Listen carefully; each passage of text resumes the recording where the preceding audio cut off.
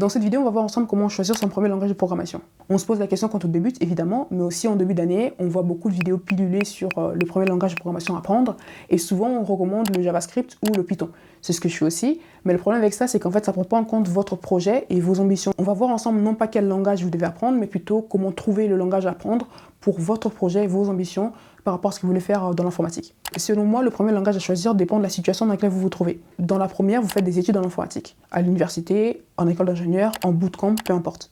Dans la deuxième situation, vous apprenez à programmer pour trouver un emploi dans un avenir proche. Dans la troisième situation, vous êtes généralement beaucoup plus jeune, au collège ou au lycée, et vous découvrez l'informatique, vous voulez simplement apprendre la logique de la programmation. Et dans la dernière situation, vous n'êtes pas forcément débutant d'ailleurs, peut-être que vous connaissez déjà plein de langages de programmation, mais vous voulez savoir comment vous y prendre pour découvrir de nouvelles technologies.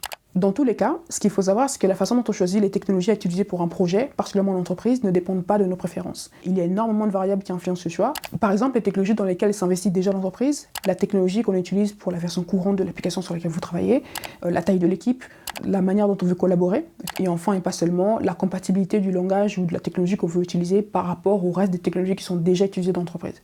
Dans le cas où vous êtes dans les études, je vous recommande d'apprendre le langage de programmation qui vous servira le plus pendant vos études. Quand j'ai décidé de me réorienter des arts appliqués vers l'informatique et que j'ai intégré le DUT, je suis allée sur le site de l'université, j'ai regardé le syllabus de ma formation et j'ai vu C, C++, Java. Et j'ai fait mes recherches sur internet et je suis tombée sur la plateforme FunMOOC qui propose des cours en ligne en français gratuits et avec des ressources vraiment de très très grande qualité, je vous le recommande. Et je suis tombée sur une formation sur la programmation en C. Et j'ai suivi cette formation l'été qui a précédé mon entrée en DUT, ce qui m'a permis en fait d'avoir de l'avance aussi sur les concepts qui étaient abordés au premier semestre et surtout d'intégrer tous ces concepts à mon rythme. Et donc c'est ce que je vous recommande de faire aussi. Allez consulter le syllabus de votre formation et choisissez un des langages qui sont mentionnés en fait dans la plaquette. Et comme ça, quand vous commencerez votre formation, vous serez beaucoup plus à l'aise. Dans le deuxième cas, vous apprenez la programmation, mais pour décrocher un emploi dans un futur proche. Ça peut être un stage ou un emploi de type CDI pour maximiser les chances en fait que votre profil corresponde aux offres d'emploi et que vous décrochez des entretiens. Je vous recommande très simplement, c'est ce que j'ai fait aussi, de consulter les offres d'emploi en fait en amont. Moi j'avais créé un script qui automatiquement en fait parcourait les offres sur LinkedIn et qui extrayait en fait les mots-clés qui correspondaient aux différentes technologies et comme ça je pouvais visualiser quelles étaient les technologies les plus demandées pour le poste que je voulais occuper. Et bon, selon l'entreprise que vous visez, selon le poste que vous visez, vous faites cette analyse là en fait des technologies qui sont demandées et simplement vous vous alignez sur la demande. Et en bonus, je vous recommande très fortement de créer des projets personnels dans lesquels vous appliquez les technologies apprises pour créer l'expérience qui vous manque sur votre CV. C'est ce que j'ai fait, ça a très bien fonctionné pour moi parce que ça permet de démontrer que effectivement je connais ce langage, effectivement je connais cette technologie parce que j'ai fait tout un projet en utilisant cette technologie-là. Dans le cas où vous découvrez la programmation, vous voulez prendre en main, souvent en autodidacte, souvent vous êtes beaucoup plus jeune, collège, lycée. Dans ce cas-là, qu'est-ce que je recommande ? Eh bien, JavaScript ou Python. C'est là qu'on recommande JavaScript ou Python. Pourquoi ? Parce que c'est des langages très haut niveau, c'est-à-dire très simplifiés, très simples à prendre en main, qui nécessitent peu ou pas de configuration et de frustration liées à la mise en place, qui ont des communautés très actives, qui ont un environnement très actif, un environnement c'est-à-dire des librairies, des outils complémentaires en fait qui s'ajoutent au langage, qui vous permettent de créer des projets personnels assez complexes sans en savoir énormément sur la programmation et surtout sans réinventer la roue.